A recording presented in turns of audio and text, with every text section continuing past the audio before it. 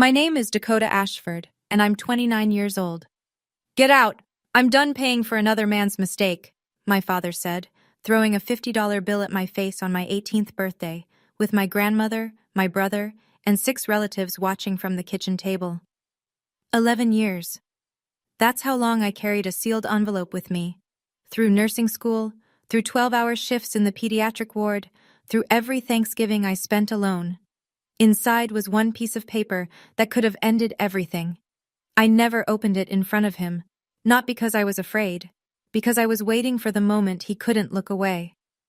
That moment came 6 months ago, at his 60th birthday party, in front of 80 guests, and when he finally saw what was inside, and who was standing at the door, his face turned a shade of gray I'd never seen on a living person.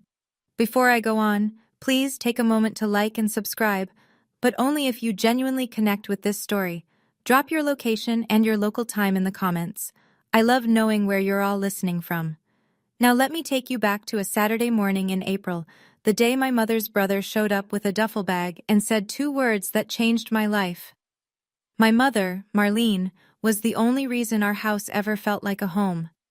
She had this way of standing between me and my father without making it look like she was standing between me and my father. A hand on my shoulder when his voice got sharp, a change of subject when his eyes went cold. She was a buffer, soft, constant, invisible, until you realized she was gone. She died of ovarian cancer when I was 10. The doctors gave her 6 months. She lasted 14, because that's the kind of woman she was. She fought for every extra Tuesday with us. Before she got sick, my father was already distant with me. He'd ruffle Tyler's hair at the dinner table, ask about his little league games, carry him on his shoulders at the county fair. With me, it was different. Not violent, not loud, just empty. Like I was a tenant instead of a daughter. But he kept the mask on while she was alive. The week after her funeral, the mask came off. I remember the first time I heard him say it. He was on the phone with his brother, standing in the kitchen. He didn't know I was sitting on the stairs. She doesn't look like anyone in this family, Frank. Never has. I was 10. I didn't fully understand what he meant, but I understood the tone. It was the tone of someone washing their hands. After that, it was small things at first. Tyler got new school clothes in August. I wore what the church donation bin had. Tyler got the bigger bedroom. I got moved to the room above the garage, where the heating vent didn't work right. Nana, my grandmother, would visit on Sundays. She'd slip a $20 bill into my jacket pocket when no one was looking and squeeze my hand too tight, like she was trying to say something with her fingers that she couldn't say with her mouth. It took me 20 years to understand what she was trying to tell me. By 14, the gap between Tyler and me wasn't a gap anymore. It was a canyon. Tyler got a brand new mountain bike for his 12th birthday. Red, 21 gears, a helmet to match. I asked my father for $40 to buy a used biology textbook. He didn't even look up from the television. "Ask your real father," he said. Tyler looked at me from across the room. He was 12, and even he knew that sentence was wrong. But he didn't say anything. He never did. I got a job washing dishes at Rosario's, the Italian place 3 blocks from our house. I was 15. The owner, Mrs. DeLuca, paid me $7 an hour under the table and let me eat leftover pasta after closing. That was my dinner most nights. Tyler went to soccer camp that summer. 2 weeks upstate, $400. My father drove him there himself, loaded the car with new cleats and a sleeping bag from Dick's Sporting Goods. I stayed home. I worked doubles at Rosario's. I bought my own school supplies. The thing about being the invisible child is that you learn to build a life out of scraps. You learn that nobody is coming to save you. You learn that silence is not peace. It's just the sound of everyone agreeing you don't matter.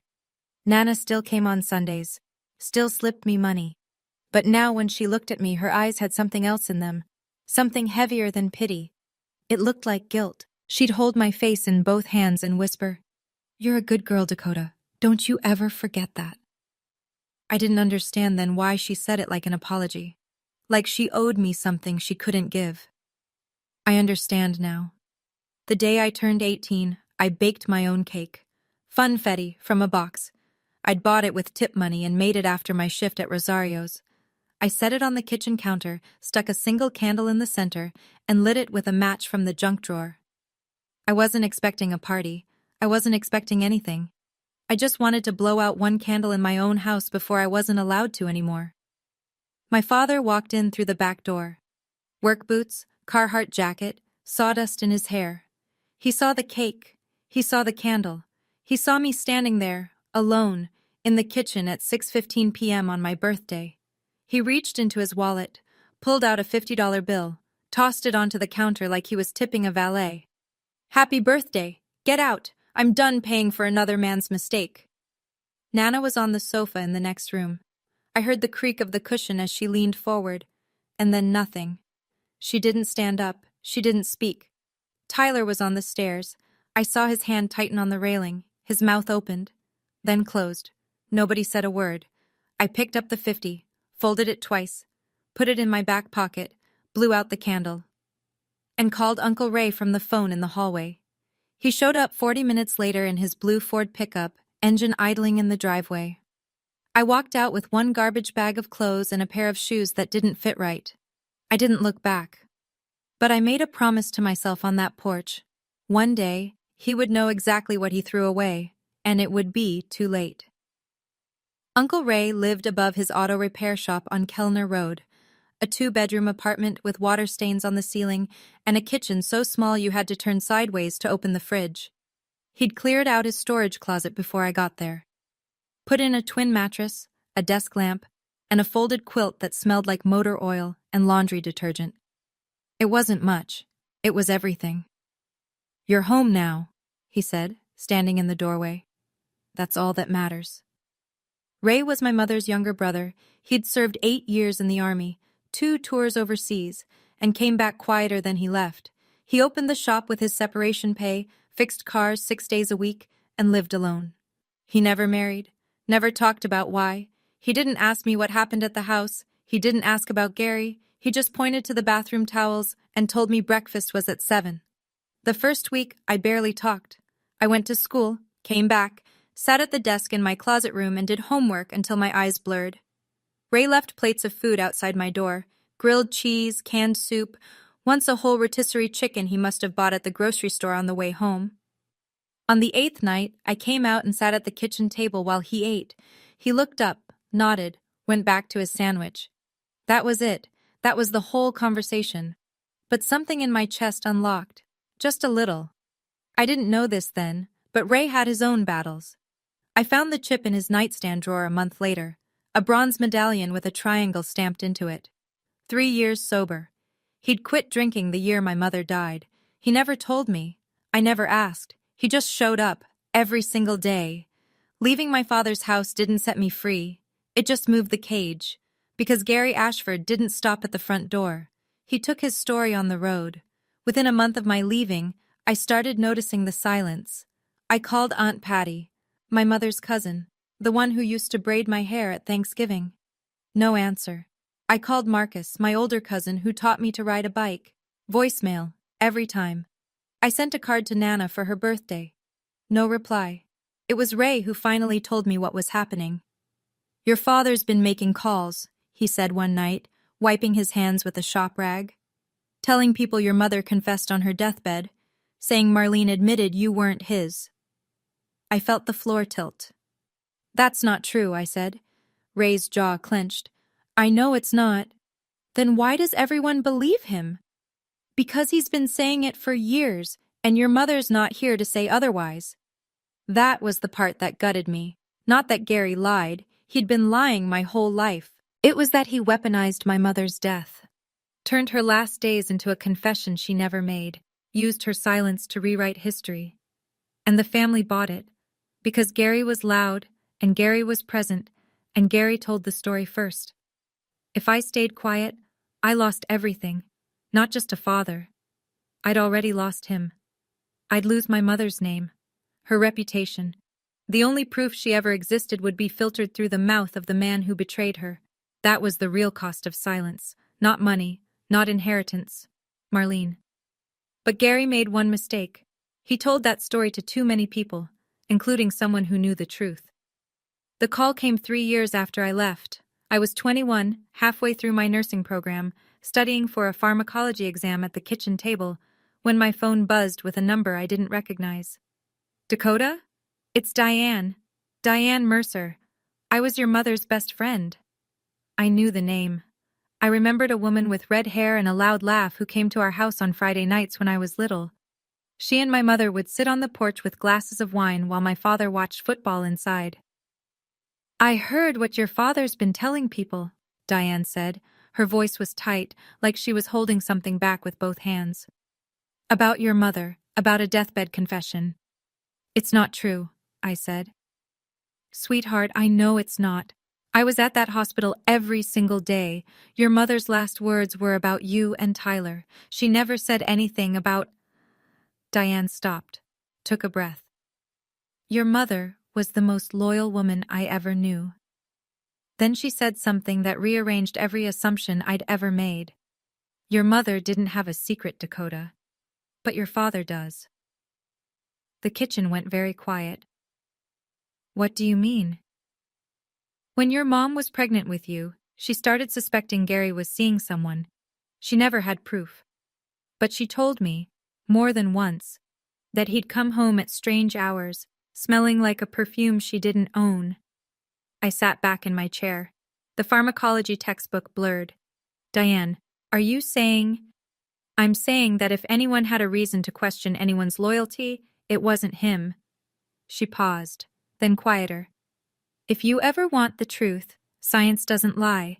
You just need a sample. I thanked her, hung up, and sat in that kitchen for a very long time, staring at nothing. I waited a year before I acted. Not because I was hesitant, because I needed to be certain I was doing this for the right reason. I wasn't trying to win Gary back. I wasn't trying to prove I deserved his love. I was trying to protect my mother's name. That was the line I drew in my own mind, and I held it. The chance came at Thanksgiving. I was 22, final semester of nursing school. Tyler called me out of the blue, the first time in 4 years. Dad's going to the game at noon, he said. Come by, just for 30 minutes. I'll make coffee. I drove to the house in Ray's truck. The neighborhood looked the same. Same cracked sidewalk, same mailbox with the dented flag. Tyler met me at the back door. We sat at the kitchen table. He'd made instant coffee, too strong, in mismatched mugs. We talked about nothing. His job, my clinicals, the weather. Normal words over an abnormal silence. Then the front door opened. Gary stood in the hallway, keys in hand. He looked at me like I was a stain on his floor. What are you doing here? Tyler invited me. Tyler doesn't make decisions in my house. Tyler stood up. Dad, it's Thanksgiving. She's not family. Period. The sentence landed like a slap. Not new, not surprising, but hearing it at 22 felt different than hearing it at 10. At 10, it crushed me. At 22, it clarified me. I stood up, reached for my jacket, and on my way out, I picked up the coffee mug Gary had just set on the counter. Still warm. His fingerprints, his saliva, his DNA. I slipped it into my coat pocket and walked out the back door without looking back. Tyler followed me to the truck. I'm sorry, Dakota. I'm so sorry. I knew he meant it. I also knew he'd never do anything about it. 4 weeks later, the results came in a plain white envelope from the lab. I opened it at Ray's kitchen table on a Tuesday morning before my shift. The apartment was quiet. Ray was already at the shop. Outside, a garbage truck groaned down Kellner Road. I unfolded the letter. Read the numbers. Paternity index, 8,746,291 to 1. Probability of paternity, 99.998%. Gary Ashford is the biological father of Dakota Ashford. I set the paper down. I didn't move for 20 minutes. I'd expected it. Diane's story, my mother's character, the simple math of it. I'd known, somewhere deep, that this would be the answer. But knowing and seeing are two different animals. Knowing lives in your gut, seeing lives on paper, in black ink, with a reference number and a lab logo and a phone number you can call to verify. I cried then. Not the way you cry when you're sad, the way you cry when someone confirms that everything done to you was for nothing. 22 years of being called a stranger's child. 22 years of hand-me-downs and cold rooms and ask your real father. All of it. Every last cruelty, built on a lie that Gary needed to believe because the alternative was looking in the mirror. Ray came home at 6 and found me at the same table, eyes swollen, the letter smoothed flat in front of me. He read it, set it down, pulled out a chair. "I know, kid," he said. "I always knew." "Mom told you?" "Your mother told me she never once stepped outside that marriage. I believed her then. I believe her now." I put the results in an envelope, wrote Gary's name on the front, sealed it, mailed it the next morning. 2 weeks later, it came back. Stamped across the front in red, "Return to sender." He didn't even open it. I put the returned envelope in my nightstand drawer and closed it. I didn't chase him. I didn't call. I didn't beg. Instead, I built a life. I graduated nursing school that May, second in my class. Ray was in the front row, wearing a collared shirt I'd never seen before, clapping like I'd just won the Super Bowl. Nobody else from my family came. I got hired at St. Francis Community Hospital, pediatric ward. 12-hour shifts, rotating nights, more tired than I'd ever been, and more useful than I'd ever felt. I held newborns whose parents were too scared to hold them. I changed dressings on kids who didn't cry because they'd already learned that crying didn't help. I understood those kids. By 26, I'd saved enough for a down payment on a one-bedroom apartment on Linden Street. Nothing fancy. Popcorn ceilings, a radiator that clanked at midnight. But the lease had my name on it. Just mine. That was enough. Meanwhile, Gary stayed Gary. Tyler got married at 25. I wasn't invited. I found out through a Facebook post. Tyler in a rented tux, his bride Jenny smiling wide, Gary standing behind them with his arm around Tyler's shoulder, grinning like a man with no debts. No mention of me, no empty chair, no acknowledgement that the groom had a sister. I scrolled past it, closed my phone, went to work, but the family was starting to notice cracks. A few cousins had reached out to me over the years, tentative, careful. They'd seen my nursing license posted online. They knew I was doing fine without Gary's help, and that quiet success made his story harder to sell. Then, Gary announced his 60th birthday party. 80 guests, catered, a banner and a microphone. He had something planned. I could feel it from 30 miles away. 6 months before that party, my grandmother died. Nana Ashford, 82 years old. Congestive heart failure. She went in her sleep, which was the gentlest thing that ever happened in that family. I didn't go to the funeral. Gary made it clear through Tyler that my presence would cause a scene. I sat in my apartment that night and looked at a photo of Nana holding me as a baby, one of the only pictures I had from that house. In it, she's smiling, but her eyes look like they're carrying something heavier than an infant. 3 weeks later, I got a call from a lawyer's office downtown. Nana had left something for me. Not money, not property. An envelope, sealed, handwritten instructions on the outside, for Dakota only, to be delivered after my passing. I drove to the office on my lunch break. The lawyer, a gray-haired woman named Mrs. Pratt, handed me the envelope across a polished desk. "Your grandmother arranged this 8 months ago," she said. She was very specific about the recipient. The envelope was thick. The handwriting on the outside trembled, the pen strokes of a woman whose hands were failing but whose mind was not. I opened it in my car, in the parking garage, with the engine off. Inside was a letter. 3 pages, written in blue ink on lined paper, the kind you'd tear from a spiral notebook. Nana started with an apology. She told me she'd known the truth for almost 30 years. She'd caught Gary with a woman named Karen, in the back seat of his truck, parked behind the VFW hall, 6 months before I was born. Marlene was 7 months pregnant. Gary begged his mother to stay quiet. Nana did. Because he was her son, and she was afraid of losing him. She chose her son over the truth, and she spent the rest of her life living with what that cost. I read the letter 3 times in that parking garage. The second page named dates, places, details no one could fabricate. The VFW hall on Route 9, a Tuesday night in October. Karen worked at the county clerk's office. That's how Gary met her. Nana described the perfume she smelled on Gary's jacket the night she confronted him. Vanilla and something floral, cheap, not Marlene's. The third page was the part that broke me open.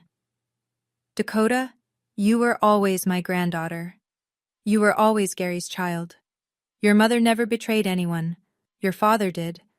And I helped him hide it by staying silent. I am sorry.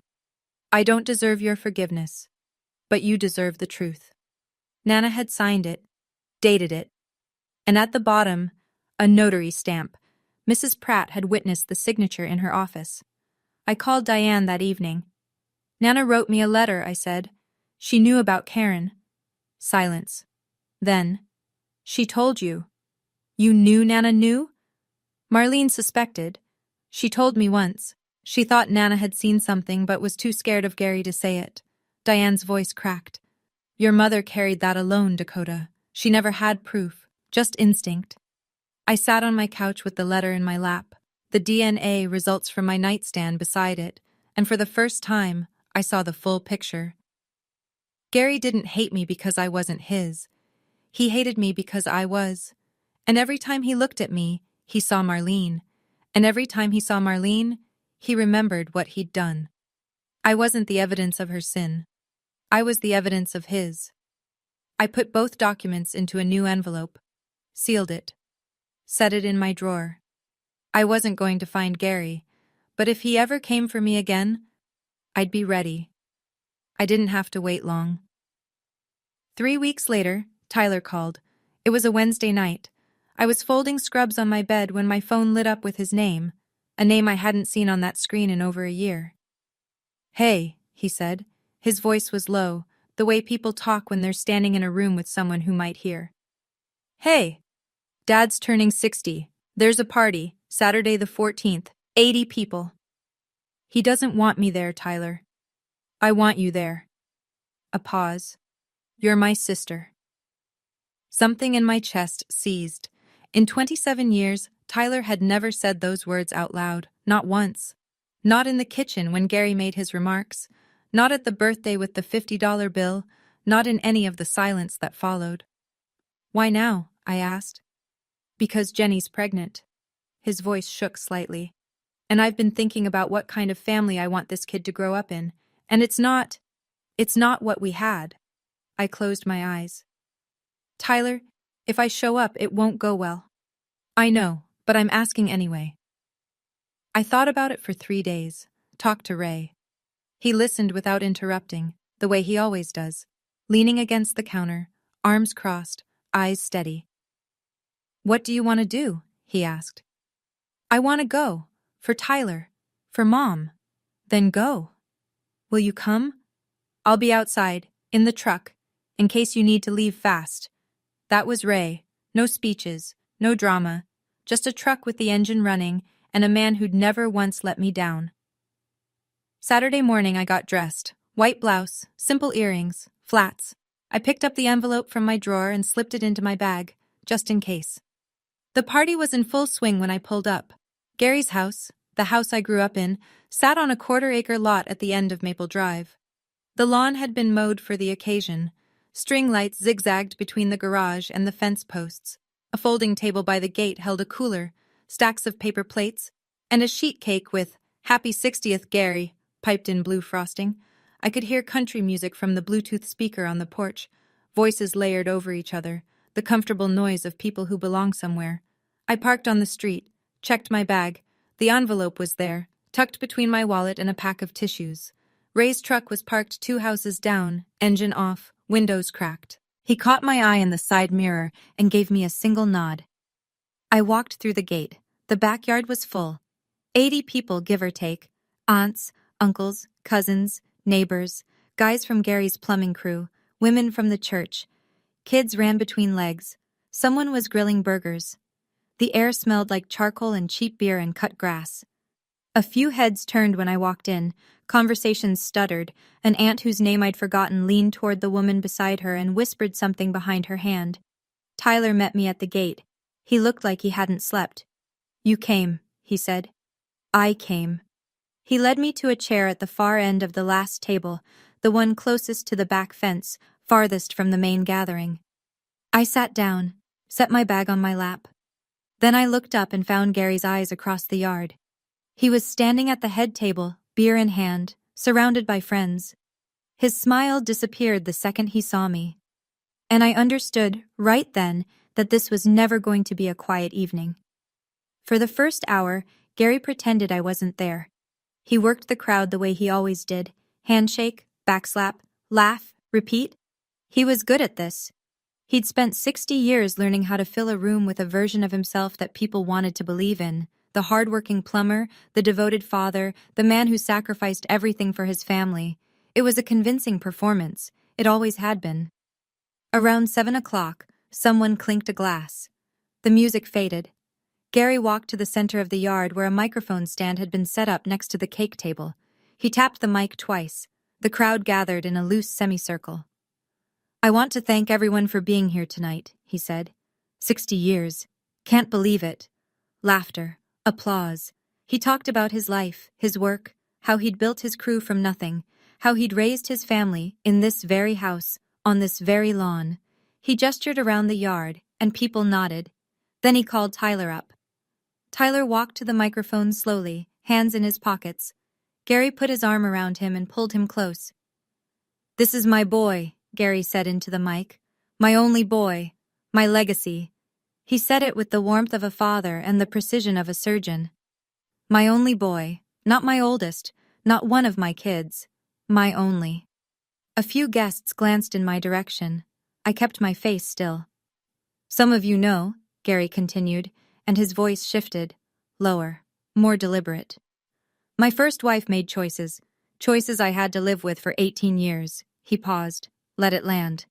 "I won't go into detail, but tonight, I want to make something official." He looked out at the crowd with the calm authority of a man who believed he'd already won. "This house," Gary said, one hand on Tyler's shoulder, the other gripping the mic. "Everything I built, it goes to Tyler, because family means blood. Real blood." Applause. Scattered, uncertain, but enough. A few of the plumbing crew guys whooped. A neighbor clapped too hard. Then Marcus, my cousin, standing near the cooler, said what no one else would. "What about Dakota?" It came out quiet, but the microphone caught the silence after it. Gary heard. His head turned slowly toward Marcus, then toward me. He smiled. The kind of smile that isn't a smile at all. "Dakota?" He chuckled into the mic. "She's here as a guest tonight, not as my daughter." The yard went still. Someone set down a plate. A child's voice carried from somewhere near the house, unaware. But Gary wasn't finished. He looked directly at me. Across 80 people. Across 29 years. And he said the thing he'd been rehearsing his whole life. "I kept my mouth shut for years, out of respect for her mother's memory." His voice was steady, practiced. "But since she decided to show up tonight, everyone deserves the truth. She was never mine." I felt every pair of eyes in that yard land on me. Diane Mercer, sitting at the next table, reached over and put her hand on my shoulder. Her fingers pressed hard. A message. "I'm here." I sat perfectly still. My hands were under the table, gripping the strap of my bag. My heart hammered so loud, I was sure the woman next to me could hear it, but my face didn't move. Because I'd been waiting for this, not hoping for it, not planning it, but prepared, the way you prepare for a storm when you've watched the sky turn dark for 29 years. Gary smiled at the crowd, triumphant. He had no idea what was in my bag. I stood up slowly. The chair scraped against the patio stone, a small sound that cut through the silence like a blade. Every head turned. I didn't raise my voice. I didn't rush. I spoke the way I speak to a parent at the hospital when I'm delivering results they didn't expect. Clear, measured, respectful. "Gary, you've spent 29 years telling that story." I paused. Let the sentence breathe. "Can I have 60 seconds to tell mine?" His smile faltered, just slightly, a crack in the plaster. He shrugged, gestured with the beer bottle. "Go ahead. Won't change the facts." "Thank you." I opened my bag, pulled out the envelope. It was thick, cream-colored, worn at the edges from years in a drawer. Gary's name was written across the front in my handwriting, the same handwriting from 7 years ago, the same envelope he'd mailed back without opening. I held it up so the people near the front could see. "Some of you might not know this," I said, "but 7 years ago I mailed this envelope to Gary. He sent it back, unopened, Return to sender. I turned it so the red stamp was visible. He didn't want to know what was inside. A murmur rippled through the crowd. Gary's jaw tightened. "What is that?" he said. "This is what you were too afraid to open." I broke the seal. The paper tore cleanly. Inside were 2 documents folded together. I separated them, held the first one up. My hands were steady. My voice was steady. My whole body was a straight line drawn through 29 years of being told I didn't count. "I'm going to read 1 paragraph," I said. "And then I'm going to leave. And you can decide for yourselves what's true." 80 people held their breath. I unfolded the DNA results and read them out loud. Paternity test conducted by Midstate Genomics Laboratory, dated March 14, 2019. Sample A, cheek swab, Dakota Ashford. Sample B, saliva trace, Gary Ashford. I looked up. Gary's face was locked. The beer bottle in his hand had stopped halfway to his mouth. Paternity index, 8,746,291 to 1. Combined probability of paternity, 99.998%. I lowered the paper. Gary Ashford is the biological father of Dakota Ashford. The silence that followed wasn't empty. It was full, packed tight with the sound of 80 people recalculating everything they'd been told for the last 3 decades. Somewhere near the back, a spoon hit a plate. Someone inhaled sharply. A woman I didn't know covered her mouth with her hand. Gary spoke first. Of course he did. "That's fake." His voice was flat, controlled, but the color was draining from his face like water from a tub. "She fabricated it." I held the paper toward Marcus, who was standing closest. "Lab name, phone number, and case reference number are printed at the bottom. Call them right now if you want." Marcus took the paper, read it slowly, looked up at Gary. "It's from Midstate, Gary. It's legit. I don't care where it's from. The reference number is right here. Anyone with a phone can verify it in 5 minutes." Gary's mouth opened, closed, opened again. "This doesn't prove anything," he said. But his voice had changed. The command was gone. What was left sounded thin, hollow, like a man standing on a floor that had just started to crack. I didn't argue with him. I didn't need to. The paper was doing the work. I reached into the envelope for the second document. "The DNA is only half of it," I said. I unfolded the second document. 3 pages of lined paper covered in shaky blue handwriting. The crowd leaned in, the way people do when they sense the ground is about to shift again. "This is a letter," I said. "Written by Nana, your mother, Gary. Written 3 months before she died. Notarized by her attorney." Something crossed Gary's face. Not anger. Something older. Fear. "My mother wouldn't—" "She did." I didn't read the whole letter. That wasn't mine to share. I read 2 sentences. The only 2 that mattered. "I caught Gary with a woman named Karen behind the VFW hall in October, 6 months before Dakota was born. Marlene never cheated. My son did, and I stayed silent because I was a coward." The yard erupted. Not in noise, in motion. People shifted in their chairs. Hands went to mouths. Eyes darted between Gary and me like spectators at a wreck they couldn't look away from. Gary grabbed the edge of the table. His knuckles were white. "She was confused," he said. "She was old. She was sick." Diane Mercer stood up from her chair. Slowly. Deliberately. Every person in that yard watched her rise. "She wasn't confused, Gary." Diane's voice was clear and unshaking. "I was there too. Marlene cried on my couch for 3 hours the night she found out about Karen. She never once thought about leaving you. But you never stopped punishing her for what you did." The microphone was still on. Every word carried. Tyler, who had been standing beside Gary this whole time, took 1 step back. Then another. His face was white. His mouth was a thin line. He hadn't known about any of it. What happened next was the saddest part. Not because I felt sorry for Gary, because I watched a man try to save a lie that had already died, and he couldn't stop himself. "This is my birthday!" Gary shouted. His hand slammed the table. Paper plates jumped. A cup of soda tipped over, and nobody picked it up. "You planned this. You came here to destroy—" "I came because Tyler asked me to. She's trying to get the house. She's been scheming." I don't want your house, Gary. My voice was level. I made sure of that. I have my own home. I pay my own rent. I don't need anything from you. He looked around the yard, searching for an ally, for someone to nod, to step forward, to say she's lying, but every face he found was either looking away or looking through him. Marcus set the DNA paper on the table, folded his arms. Aunt Patty was crying, quietly, into a napkin. A man from Gary's plumbing crew, I didn't know his name, put down his plate and walked toward the gate without a word. Then Tyler spoke. "Dad," his voice cracked. "Is it true? About Karen?" The whole yard held still.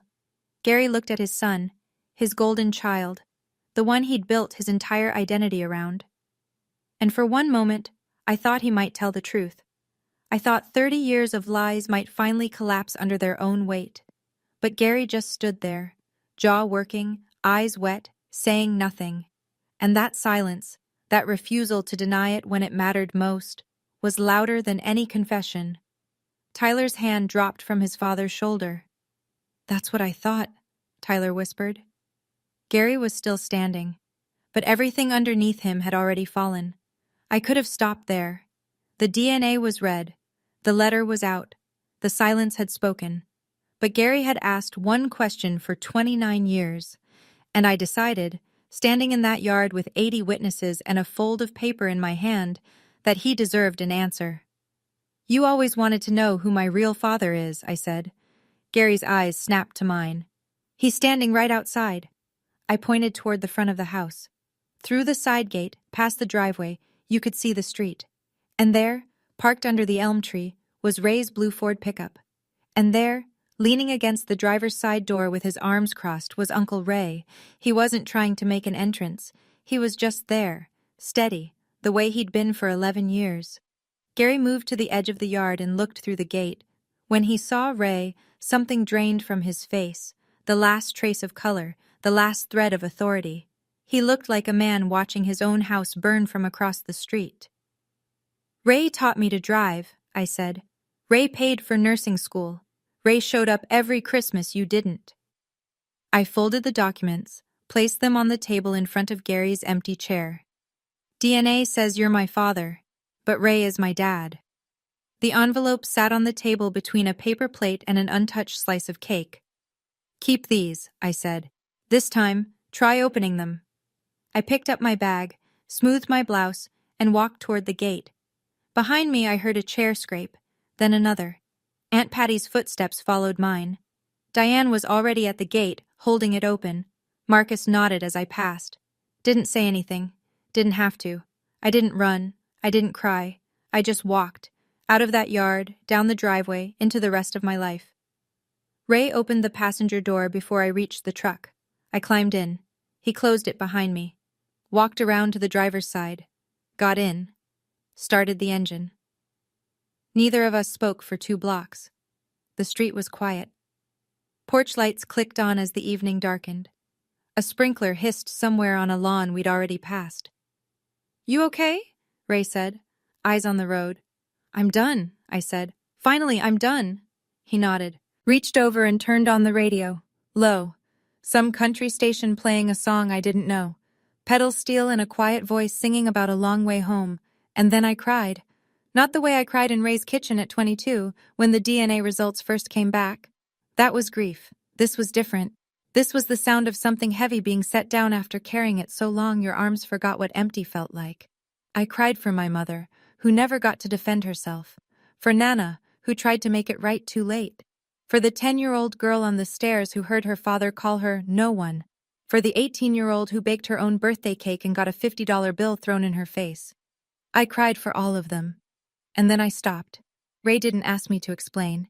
Didn't offer wisdom or a pep talk. He just drove, one hand on the wheel, the other resting on the console between us, close enough to reach if I needed it. When we pulled into the parking lot behind his shop, he killed the engine and sat for a moment. "You said what needed to be said," he told me. "That's enough." I wiped my face with the back of my hand, looked at the staircase leading up to the apartment where I'd rebuilt my life. "Yeah," I said. "It is." The next morning, I sat at my kitchen table and wrote an email. Not to Gary, to Mrs. Pratt, the attorney who'd handled Nana's letter. I kept it short. 3 paragraphs. Professional. I stated that I had no interest in Gary's property, his savings, or any form of inheritance. I was not filing a lawsuit. I was not pursuing any legal claim. I wanted exactly one thing: that Gary stop repeating the story that Marlene Ashford confessed to infidelity. Because there was now documented evidence, a DNA test, and a notarized letter from his own mother, proving that story was false. If the story continued to circulate, I reserved the right to share both documents more broadly. This was not a threat. It was a boundary. Mrs. Pratt forwarded the email to Gary's contact on file. I never received a response. That same week, I mailed photocopies of the DNA results to every family member whose address I had. 12 envelopes total. Each one included a brief note on a single index card. I am not asking anyone to choose a side. I am only asking that you know the truth. My mother, Marlene Ashford, was faithful. The enclosed documents confirm this. If you have questions, the lab's number is on the letterhead. I signed each card with my name. No anger, no pleading, just fact. Then I blocked Gary's phone number. Not because I hated him, because I was finished having a conversation that only went one direction. Ray watched me seal the last envelope from across the kitchen. "That's it?" he asked. "That's it. No court? No lawyers? I don't need a judge to tell me who I am." He almost smiled. Almost. "Your mother would have said the same thing." That was the best compliment anyone had ever given me. Tyler called 1 week later. It was late, almost 11. I was on the couch in my apartment, half watching a baking show on mute, when his name lit up my screen. "Hey. Hey." His voice sounded hollowed out, like someone had taken a melon baller to everything behind his words. "Did you know?" he asked. "About Karen, before Nana's letter?" "No, not until the letter." A long breath. "I've been looking stuff up. I called the lab. The DNA is real." "I know." "He won't talk to me. He's been locked in his room since the party. Won't answer the phone. Won't come to the shop." I didn't say I'm sorry, because I wasn't sure what I'd be apologizing for. "The party ended right after you left," Tyler continued. "Half the guests walked out within 10 minutes. Dad sat at the head table by himself until it got dark. I had to go out and bring the food inside. He didn't move." I pictured it. Gary alone at a decorated table, surrounded by empty chairs and string lights buzzing in the dark. I waited for satisfaction to arrive. It didn't. Just a dull ache in a place I thought had scarred over. "Tyler, you don't have to choose between us." "I know. But I'm done pretending." "I know that too." There was a pause. Then Tyler's voice shifted, softer, almost shy. "Jenny's due in 4 months. It's a girl." My hand tightened on the phone. "Jenny told me something last week," he said. "She said, 'If you ever treat our daughter the way your father treated Dakota, I will walk out that door and never come back.'" He was crying now, quietly, the way men cry when they've only just learned how. "I want her to know her aunt, Dakota." "She will," I said. "I promise." The fallout didn't come in a wave. It came like leaks, slow, steady, impossible to plug. Within 2 weeks of the party, 3 men from Gary's plumbing crew quit. All 3 had known Marlene. One of them, a guy named Dennis who'd been with Gary for 11 years, told Tyler on his way out, "I can't work for a man who'd do that to his own kid." Gary's crew went from 6 to 3 overnight. He lost a commercial contract with a property management company because he couldn't staff the job. Money didn't dry up, but it shrank. And in a small town, when your crew walks out, people notice. The church noticed too. Gary had been a deacon at Grace Hill Community for 15 years. Not a role that pays, a role that matters. It meant he read scripture on Sundays, organized the food drive in November, shook hands in the lobby. Pastor Collins called Gary in for a private meeting. I don't know what was said. But the following Sunday, Gary's name was missing from the bulletin.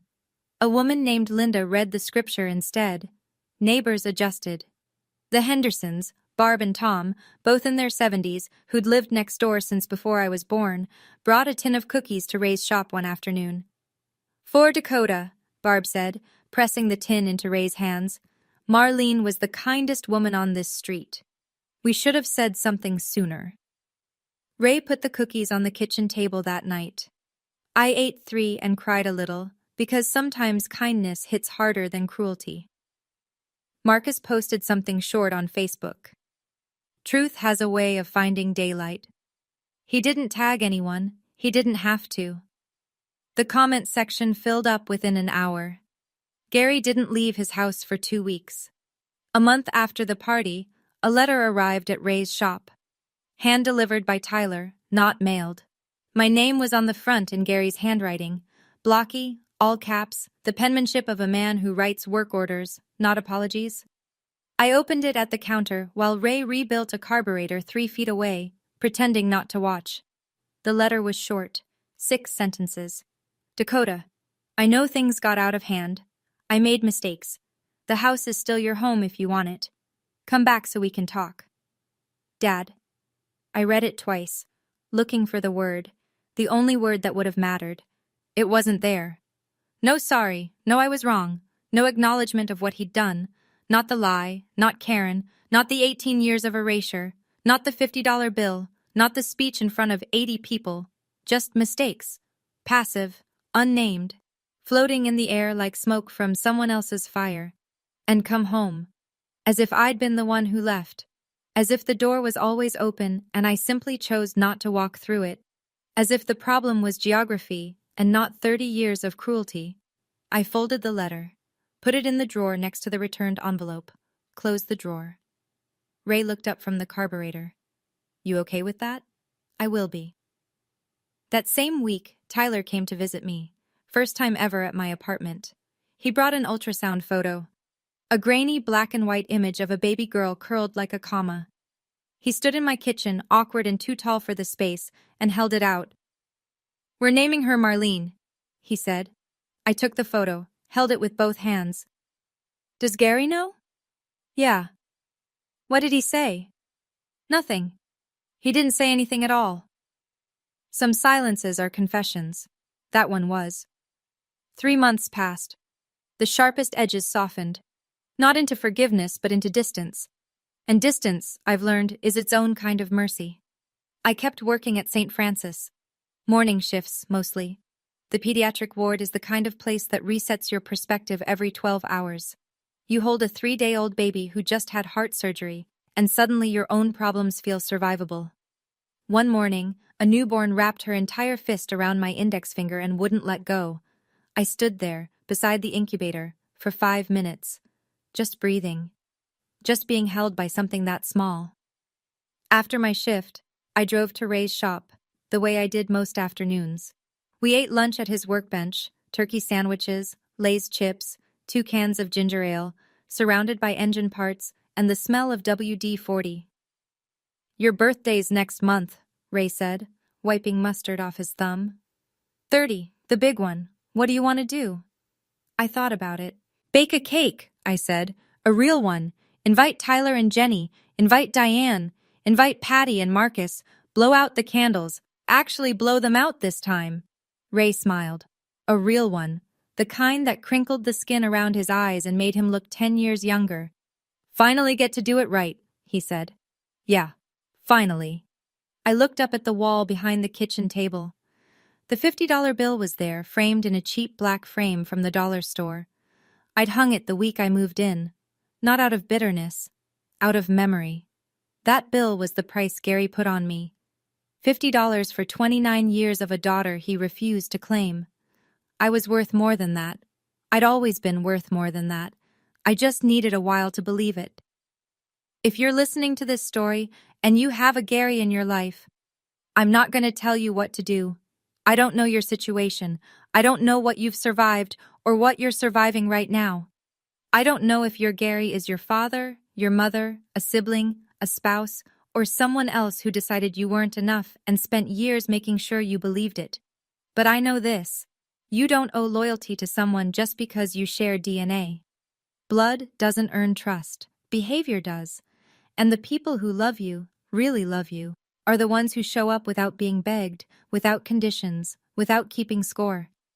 My mother couldn't protect me anymore. She ran out of time. Nana knew the truth for 3 decades but was too afraid to speak.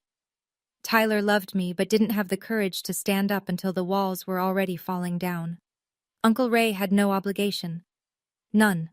I wasn't his daughter by law, by blood, by any document you could file. He was just a man with a spare room and a decision. Show up or don't. He showed up every single day. When I couldn't sleep, when I failed my first clinical exam, when I sat in his kitchen at 22, crying over a DNA result that confirmed what he already knew. He never said, "I'm your father now." He didn't have to. He just was. I didn't win because of a piece of paper. I won because I stopped letting one man's lie define my worth. The DNA didn't set me free. Deciding I was done, that set me free. Setting a boundary isn't revenge. It's the first time you choose yourself. If nobody's told you that today, I'm telling you now. So here's where things stand. I'm 29, about to turn 30. I still work the pediatric ward at St. Francis. I still eat lunch at Ray's workbench on Tuesdays and Thursdays. He still makes the sandwiches too thick. And I still don't complain. Tyler calls me every Sunday. It's the first real relationship we've ever had, not built on a shared house or a shared father, but on the simple choice to pick up the phone. Jenny sends me photos of her growing belly. The nursery is painted soft yellow. There's a name stenciled on the wall in white cursive letters. Marlene. Baby Marlene was born 2 months ago, 7 pounds, 4 ounces, at 3:47 in the morning. I was in the waiting room. Tyler came through the double doors, scrubs wrinkled, eyes red, grinning so wide it looked like his face might split. "You want to hold her?" I held my niece. She had dark hair like mine, like our mother's. Diane and Patty were at the hospital too. Diane brought flowers. Patty brought the blanket she'd crocheted in secret. We stood around Jenny's bed and passed that baby from arm to arm, and for a few minutes, we were the kind of family Marlene would have wanted. Gary? I don't know. I don't ask. Tyler doesn't bring it up, and I don't push. I heard through Marcus that he's still in the house on Maple Drive. Alone. Not broke, just empty. The $50 bill is still framed on my wall. I see it every morning when I make coffee. It reminds me where I started. It reminds me what someone thought I was worth. It reminds me they were wrong. My name is Dakota Ashford. I am my father's daughter, just not the father who threw me out. If Dakota's story reminded you of someone, or of yourself, drop a comment and tell me, what boundary did you finally set? I read every single one. If you want more stories like this, check the links in the description. There's a whole playlist waiting for you. Hit subscribe so you don't miss the next one. Thanks for being here, truly. I'll see you in the next story.